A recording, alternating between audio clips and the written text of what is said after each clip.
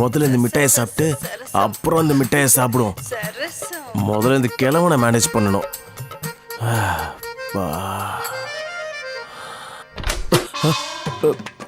டேய் கோட்டி கோட்டி, என் மருமக்கு கண்ணு முழிச்சிட்டாளா?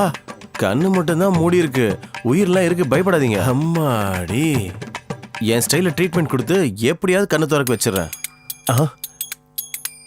என்னடா உன் ட்ரீட்மெண்ட் அவ கண்ணு திறக்கிறதுக்கா இல்ல அவ தங்கச்சியை கண்ணு திறக்க வைக்கிறதுக்கா? ஓஹோ, சரி சரி, எப்படி உங்க பையன் வந்துட்டார்ல, அவரையே ட்ரீட்மெண்ட் பண்ண சொல்றேன். இன்னும் 10 வருஷம் தானே வாழுவேன், 10 நிமிஷத்துல பாடையில ஏத்திராதுரா, உனக்கு புண்ணியமா போவோம். இப்ப போய் நான் ட்ரீட்மெண்ட் பார்க்கட்டுமா? பண்றா பண்ணு, வேணும்னா இன்னும் 2000 ரூபாய் எக்ஸ்ட்ரா தரேன். அப்படி வாங்க வலிக்கு, இங்கே இருங்க. சரியா? இங்கே நிக்கிறேன்.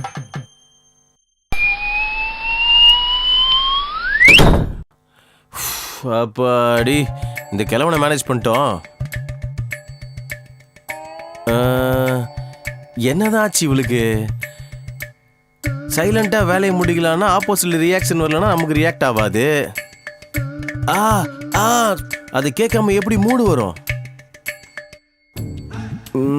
இவளை என்ன சொல்லி உசார் பண்ணலாம்?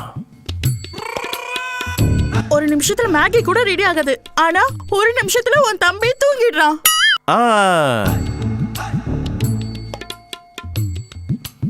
ஒரு நிமிஷம் பத்தாது, கண்டினியூ பண்ணு.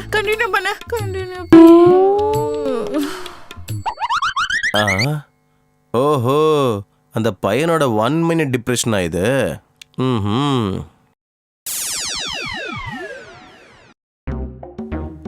மேடம், மருமகளே. மாமனாரே. என்னாச்சு மருமகளே?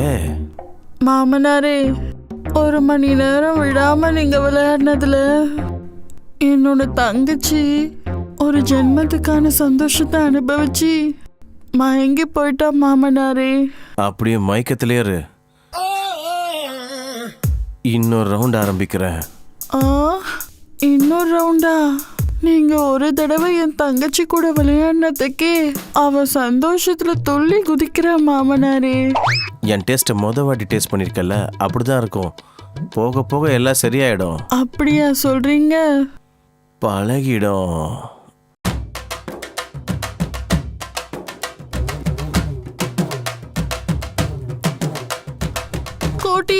கோட்டி, நீயா? தள்ளிப்போ கோட்டி, தள்ளி